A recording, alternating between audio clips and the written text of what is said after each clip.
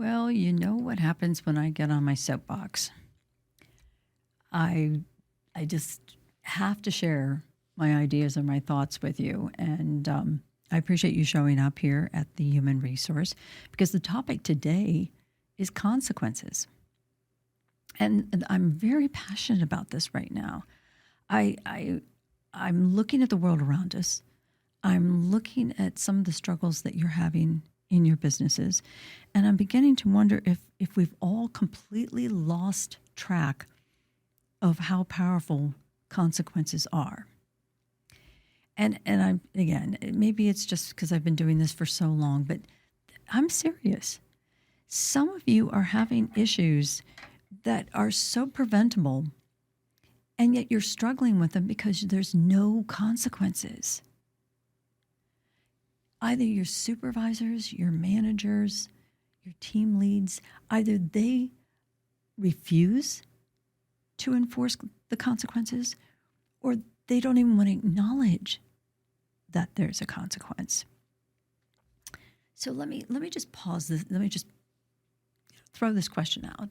But how many times have you looked at a supervisor and they've looked at you and said, "Well, I've told him a million times. I don't know. I keep telling him not to do that, or I keep trying to explain to her that that's just not how we do things." What keeps you from just looking at that individual and saying, "Well, why would they change? What part of what you just said would give them any indication that they have no choice but to conform to what your standards are or what you're asking them to do?" You see, I think we've all forgotten that there's a consequence to not having a consequence. And when I started doing some research, and by the way, the HR Academy has a presentation on this, and so I'm kind of pulling some information from that. But what I found in doing some of the research here on this topic is that we have a generation that grew up with parents that were told not to have consequences, and that consequences are negative, and that you can't use consequences because it'll hurt their development, or it'll damage their creativity. And when they're little kids, I can see, again, I've got grandchildren, so I can see why people would not want to have severe consequences, and we want them to keep their spirit, and we want to keep them trying, and we want to keep them creative. But audience, we're in the real world now. And if you're employing somebody, there's a really good chance that they're not a child. They should be an adult if they are of a certain age. And an adult should comprehend that if you are running a business, that business is going to face serious consequences if certain things aren't done a certain way. And if you're an employer who just doesn't feel like consequences are of any use, I can't believe you're still in business. Because think about the consequences. If you aren't maintaining any quality standards, how are you going to compete with the other products that are in the market? If you're not pricing things correctly, the consequence is what? You're not going to make any money. You can't continue without money. You can't continue without talented employees if you're not hiring the best skilled individuals and you're hiring for all the wrong reasons. You see, there's a consequence to everything. And if you don't like the word consequence, let me help you here. There's a response. There's a result that will happen and occur if things aren't shared correctly. In fact, I even went as far as to say, what is the definition of a consequence? Why is everyone so afraid to talk about consequences? Well, the American Heritage Dictionary describes it as something that logically or naturally follows from an action or condition. Okay, but that seems pretty benign to me.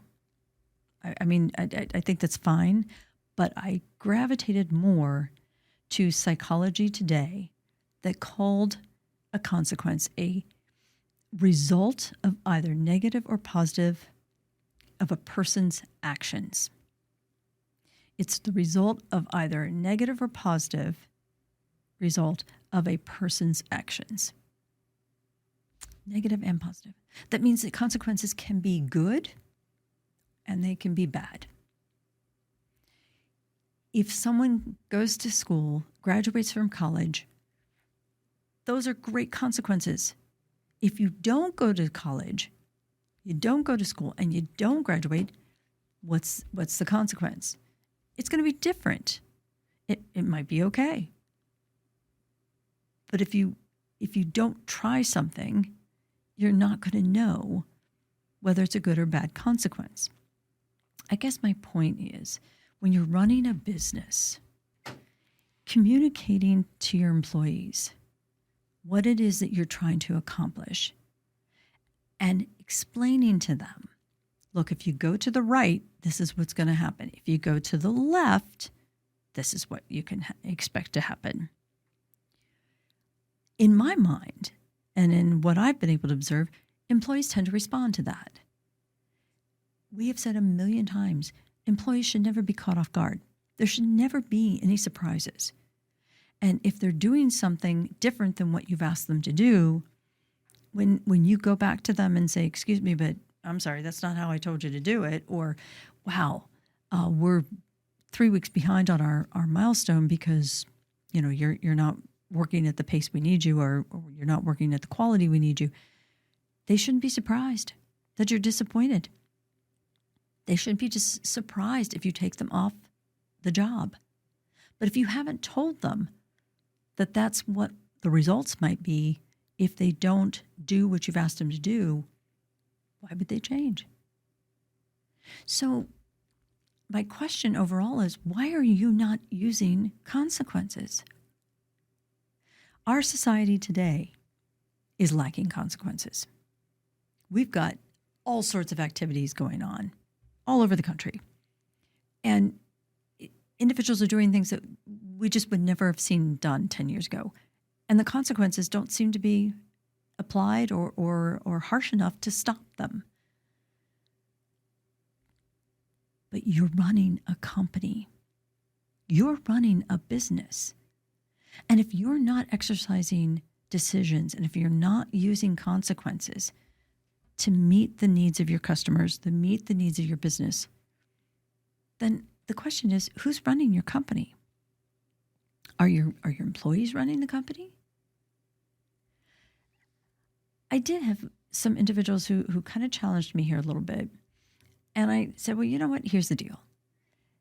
Consequences shouldn't be punishments. So I challenge you, are you or are your managers making threats? Are they making it sound like it's only negative? Look, if you don't do that, I'm demoting you. If you don't do this, I'm going to have to, take a quarter away from your pay.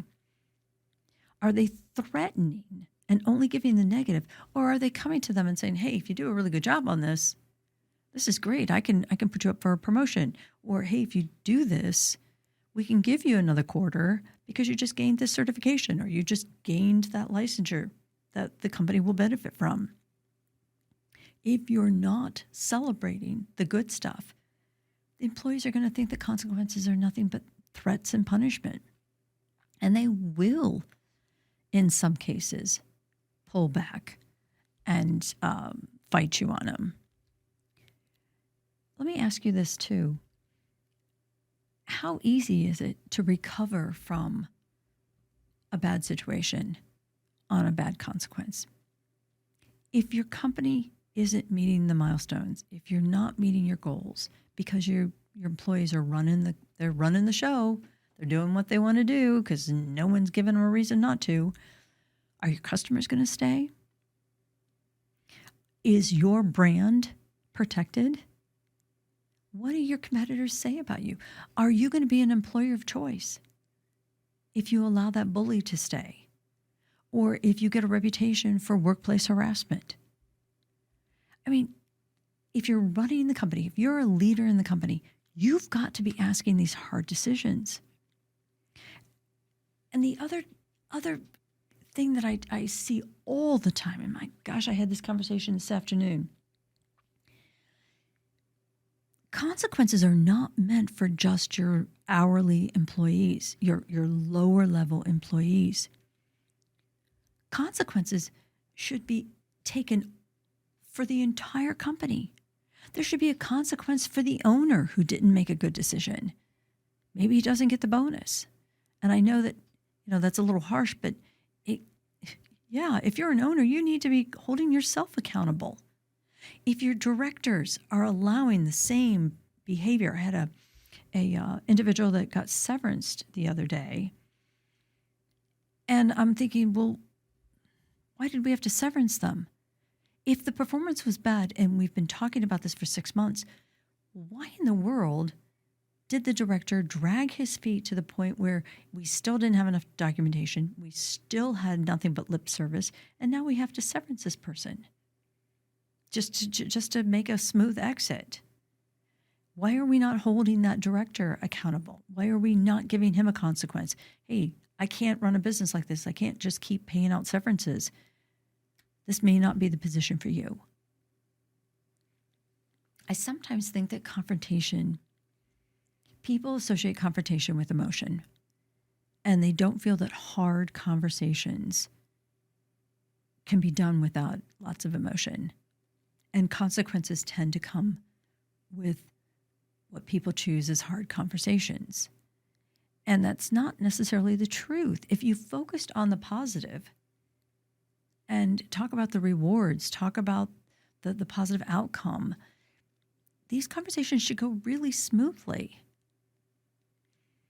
Employees just want the communication. They want to know that the skill sets, their expertise is appreciated. They want to know that you're being honest with them and that you do want them to stay. I don't mean to get really frustrated about this topic, but at the same time, I'm just wondering where are we missing the impact? Why do we not understand that if we just ignore it, it's not going to go away? It's not. It's just your hole's going to get deeper and deeper and deeper. So how can you afford not to have consequences? How can you afford not to communicate the circumstances or the challenges of not getting things taken care of in the right order? Let me add this too. If we don't have consequences and we don't hold people accountable for their actions, and they are bad activities, do you realize that's affecting your retention? It's affecting the retention of your employees. It's affecting, we've already talked, the retention of your clients. But how about individuals their productivity will start dropping because they don't think you care. There's no reason to change. You're going to lose control. You're going to lose leadership. There's lack of accountability is going to just completely overcome everyone, and you're going to lose every one of your teams. Any type of team cooperation or activities is just absolutely going to diminish and be gone.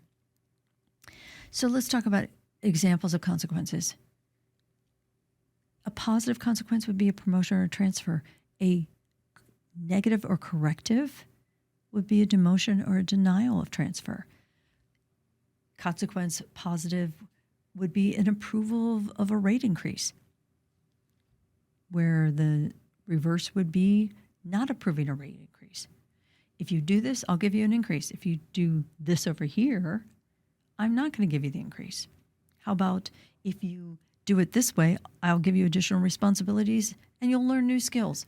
If you choose not to do it my way and you do it your way, I'm going to have to take you off certain projects or specific work, and I may have to move you to another position. How about take my advice, here's what we'd like you to do, you'll get company recognition and possibly an award. If you decide not to do what we need you to do, and you're not taking my advice, we're going to have to put you on corrective action and maybe even an action plan to get you to come back to the company standards. What if you gave time off as a positive enforcement and a positive result for doing things right? And if they deviate and do something that against our company policy, or they do something that's completely inappropriate, you can suspend them. And then the ultimate, either help us meet the needs of the company, positive consequence, versus we may have to part ways. Which of those conversations is easier? I think, very truthfully, you stick to having the consequences and stay positive. But let me remind you, anytime you're using consequences or results or responses to anything going on in the workplace, you're always going to have the EEOC, you're going to have the National Labor Relations Board, you're going to have wage and hour, and you're going to have all these state laws looking after you. So be careful that when you train your supervisors and your team leads, that they understand misuse this, the consequences, and we could have discrimination claims, harassment claims. How about retaliation? We could even have pay equity issues, wage theft. And then, of course, the National Labor Relations Board may come in and tell us that we've done absolutely the wrong way of approaching this.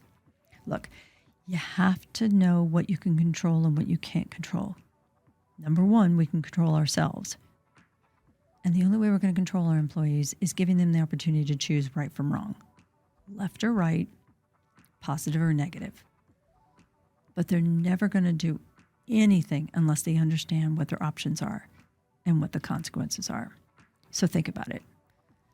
How many consequences are you using? And if you're not, why aren't you using consequences? There it is. Passionate as I am sometimes. If you would like more information about this training program on consequences, just simply give me a call at the Human Resource USA or here at the station. We'd be more than happy to share it with you. All right. Take care, and we'll see you next week.